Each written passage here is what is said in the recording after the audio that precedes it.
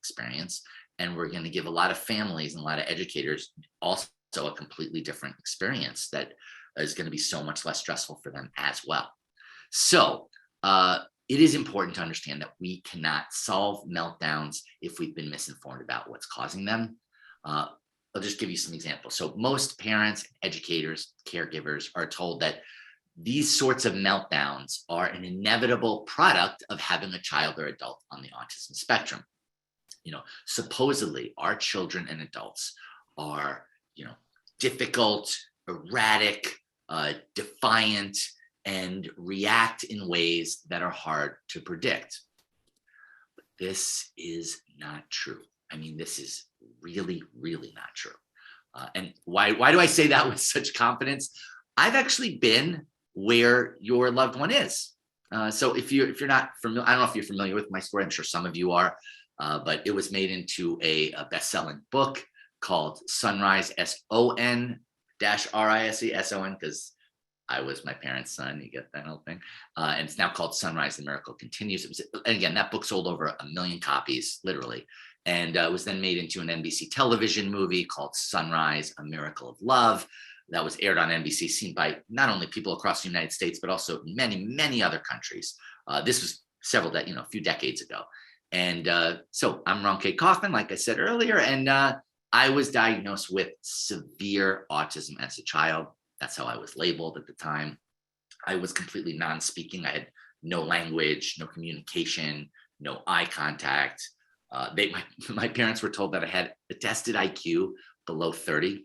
Yeah, no joke. And, I was very much enveloped in my own world. And I would spend hours and hours every day rocking back and forth, moving my fingers in front of my face, taking objects like plates and spinning them on their edge for many, many hours a day. And my parents were told that I was going to be like this for the rest of my life. They need to really not expect much or any improvement or change.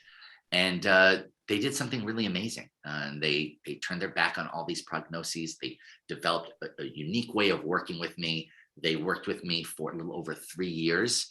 And I had this incredible journey and blossomed in a whole bunch of ways and went on to do quite literally every single thing they were promised I wasn't going to do. They were told he's never going to fall in love or get married. He's not even going to know how to do that. He's never going to have friends. He's not going to be able to go to a regular school, certainly not a university. Not going to have a job or live on his own or anything like that. This is just not the cards for your son. And I went on to do every single one of those things. And yes, in case you're wondering, in case this is important to you, I am married, very happily married. I have a wonderful wife named Dilma. She is a total rock star, an awesome human being. And we're still in marital bliss about it. We're pretty psyched. But also, I went on to graduate from the Ivy League's Brown University with a degree in biomedical ethics, obviously not having verbal communication challenges. And my social life and social situations is really quite wonderful. And actually, prior to the pandemic, I was spending quite a bit of my time traveling all around the world and doing lectures and workshops and interviews to really help families and children and adults on the autism spectrum. And I also some of you may have read my book. It did sell quite well. So just letting you know that's the book called Autism Breakthrough.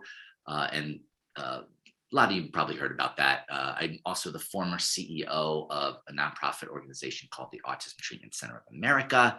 And I've written articles and publications like Autism File, a Good Autism Practice magazine, Cutting Edge Therapies for Autism, things like that. And I've been interviewed in NPR, BBC Television, Fox News Channel, London Telegraph, People Magazine, things like. I just tell you this because just to give you a little bit of background, I've been doing this work professionally for 25 years, although I've actually been doing it longer than that if you count all the non-professional experiences I had growing up with being with people on the spectrum and being with parents on the spectrum.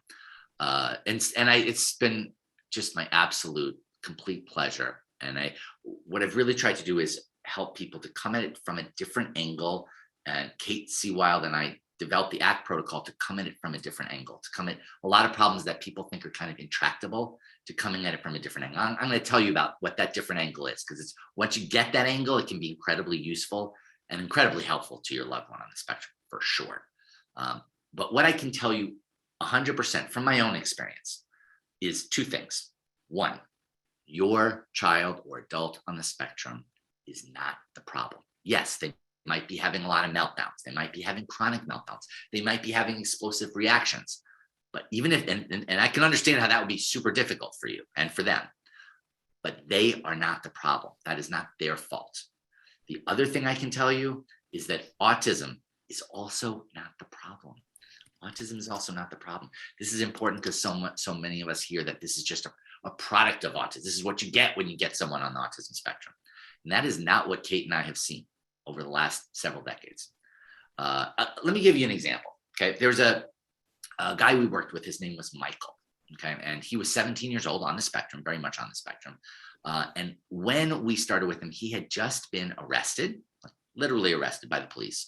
He had been put on a psychiatric ward, and he had been put on antipsychotic drugs. This is Michael. This is what happened to him. And what is interesting, though, is that he, this wasn't how he was his whole life, even though he had, of course, always had autism. This actually, the escalation in this really began about 8 weeks prior to us entering the scene, when he started to become more and more agitated. He started to have more and more meltdowns, but he was a 17-year-old, a big guy. So his meltdowns were not like, I'm going to sit in the corner and have a little meltdown. They were intense. He could be super aggressive physically. Some people found that really scary. He had a lot of aggressive outbursts with his family, and especially with his mom, who was the main person in the family, spending the most time with him. And his mom started to really feel like, and I can understand why, that she had to walk on eggshells whenever she was around her son, which was a lot. Because think about this. I'll just give you an example. If she used the word up, literally just the word up, the word again, or the word outside, think how often we use those words. If she used any of them, even by accident, he would become agitated. He'd have a meltdown, and sometimes that would manifest as what she would call aggressive behavior. The teachers in his school, as his meltdown started to increase in frequency, they started to feel like they couldn't handle him. So they told his mom, look, we just can't handle this. We can't handle how often he has meltdowns and how he manifests in meltdowns. We just can't deal with it. The only way we can have him in school is if you send him to school with a tablet or like an iPad that he can just, because if he's focused completely on that, then he won't have these meltdowns, and then we can handle him, which is what they started doing, because that was the only way the school would accept him. So he's in school all day just staring at that. I mean, I'm not really even clear what the point is of going to school, right? If you're just staring at this anyway, you could stare at an iPad in any room in any house in the world, right? But this is the only way they felt they could move forward. So this happened, but everything else still kept escalating at home and in other places, until finally, after 8 weeks of this, sort of toward the end of the 8th week, he had this altercation with the police. Michael did. And that's what led to his arrest. That's what led to his being put on a psychiatric ward. And that's what led to him being put on antipsychotic drugs.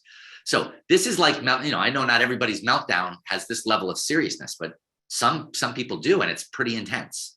So they were pretty desperate, understandably, these parents, when they came to us. And Kate and I were really tried to look at it through the eyes, this prism that I'm going to try and give you today, this autism crisis turnaround act kind of prism way of seeing it, and really being able to see it from the inside instead of the outside. So because we realized, we understood coming in, Michael was not doing this on purpose. He wasn't doing this to try to upset people. And it clearly wasn't if it was his autism, then this should always be happening forever, right? When he's little, when he grows older. But that's not what was happening. This wasn't always happening for every day of every year of his life, right? And it had recently started to escalate and get worse. So clearly, right, he's the same autistic person as he was before, right? So something else was going on. And we analyzed his environment, his circumstances, and we found many, many things, as you can probably imagine, many things inflaming the crisis. And these were things that his school and his parents just hadn't really considered before. So we started to do these 5 crisis turnaround tools. That's the main 5 turnaround tools of the ACT protocol. So we started doing that. And in 3 weeks, this crisis completely ended. And I'm going to tell you what happened here, but this is pretty amazing. So they started doing this. They were making changes in his environment, making changes in how he was dealt with, making changes in what he had control over and what he didn't. Really amazing things. They really stuck to it for 3 weeks. And he completely changed over that course. It's pretty amazing. When I say completely changed, I'm talking about these meltdowns and the explosions they were causing, right? So the doctors were really pleased. They weaned him off those antipsychotic drugs. I know that's often a go-to place when someone's behaving in a way that people find difficult, is they put them on something. But even the doctors were happy to take him off at this point. He'd really changed. He was able to go back to school without a tablet or an iPad, where he thrived. His teachers were really excited, actually, got really happy. And they actually said that not only was Michael so much more calm, not having these chronic meltdowns, able to get through the day, that was great. But also they found that he was much more interactive and even seemed to have more linguistic abilities and communication than he did before the crisis. Now, full disclosure, that's not what we were trying to do. We weren't trying to help him be more interactive or have more linguistic abilities. That is an area that Kate and I specialize in, but that was not what we were doing with the ACT protocol with Michael. We were just trying to help him with what was deeply inflaming this internal issue in him that was manifesting as these meltdowns, right? So what is really interesting is that a happy side effect oftentimes when you implement these turnaround tools, the main thing is trying to help with meltdowns and other related crises. But oftentimes we may not realize that our loved ones are actually can be able to communicate and interact more than they are when they're not constantly in fight or flight, when they're not constant, that these meltdowns and these things are actually things that are blocking other things, other skills, other ways of connecting that we may not even realize. So even though this isn't the purpose of the ACT protocol, oftentimes it's a happy side effect. And his parents, I will just tell you, were just so happy to have their sweet, calm, autistic son back. This made a huge difference in their life and a huge difference in Michael's life.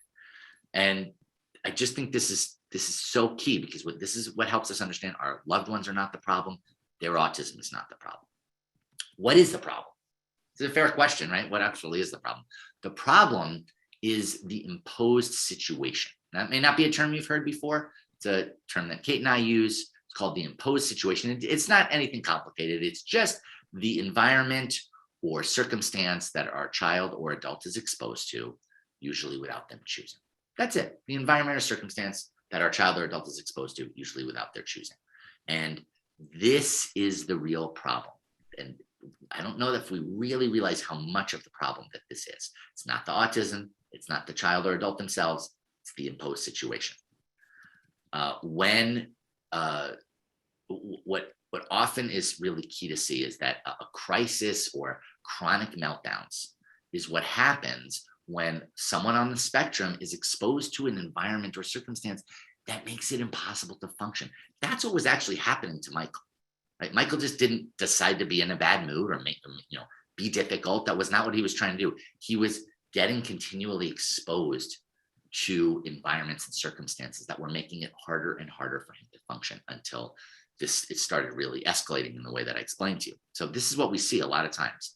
What we might conceive of as a crisis, or what we might see as like, oh, this is chronic meltdowns, is actually your child or adult calling out for help, being in a situation that's impossible for them to function, and actually trying to get out of it, a lot of things that some people might call a difficult behavior or a difficult way of being is actually the symptom, not the problem. It's the symptom, not the problem.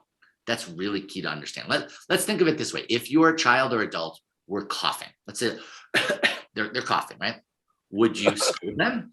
Right? Would you scold them? Would you try to stop the coughing behavior? Right? Of course you wouldn't. I've never seen a single. Of course you would. Stop coughing. Yeah. Hey, Kate, if you want to mute everyone, that would be great. Sorry, we're supposed to have an auto mute on there. So this is the thing. Sorry, I didn't mean to make anybody cough by fake coughing. I'm so sorry about that. Totally unintentional. I guess I better not yawn now. I'm going to create a wave of 100 yawns. Don't worry, no danger of yawning here. So let's say your child or adult were coughing, right? We don't scold them for it. We don't try to stop the coughing behavior, right?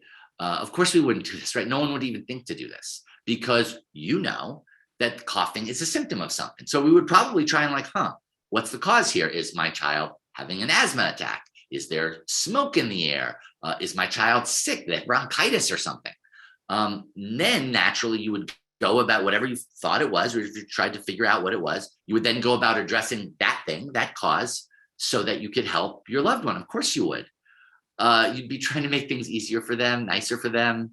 But since we have been so woefully misinformed about what autism truly is and about what our children and adults are really going through, what happens is we inadvertently set things on fire with no idea at all about the ways that we are inflaming these meltdowns.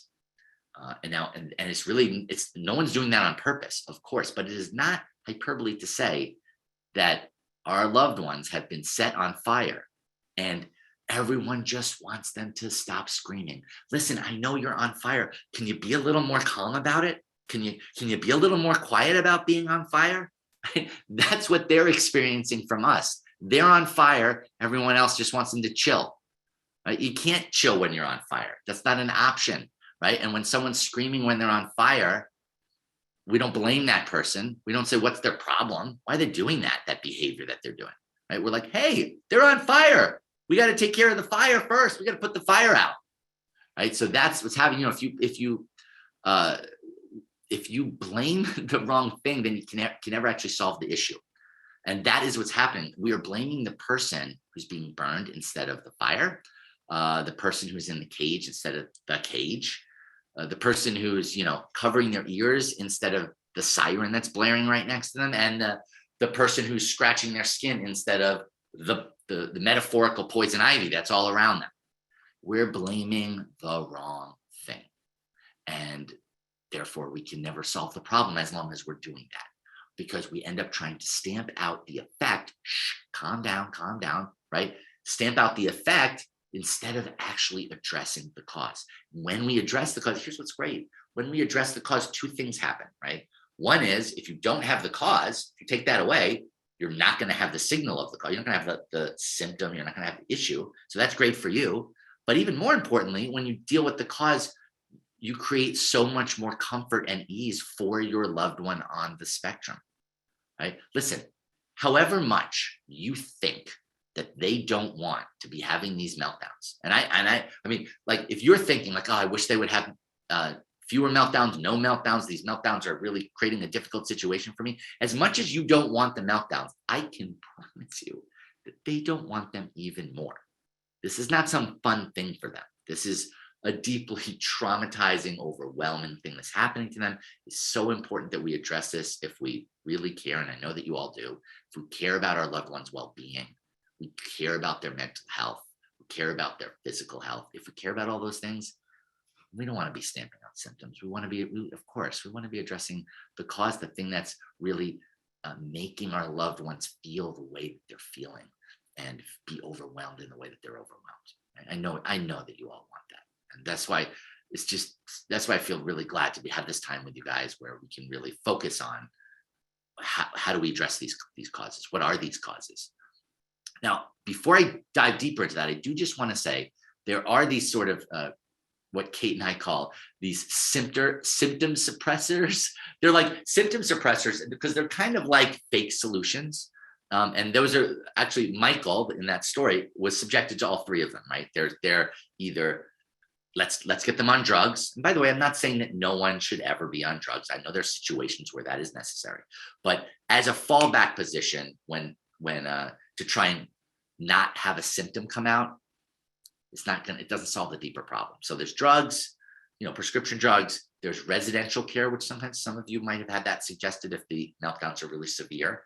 You need to put your loved one in a residential care. They're the only ones who can handle this, right? Because it's linked to the autism. Hey, they're on the spectrum. They're going to have this. This is how it is, right? And then also screens. That's a big one too, because if there's a lot of meltdowns, usually the only time the meltdown is not happening is when there's a screen in front of their face, whether it's a television, a phone, or a tablet, right? Or a laptop or a desktop, right? Usually there's a screen there. They're not having. Now, by the way, that's not even always true, right? For some of our loved ones, they have huge meltdowns even when the screen is there, because something might go wrong. It might change. It might shut off.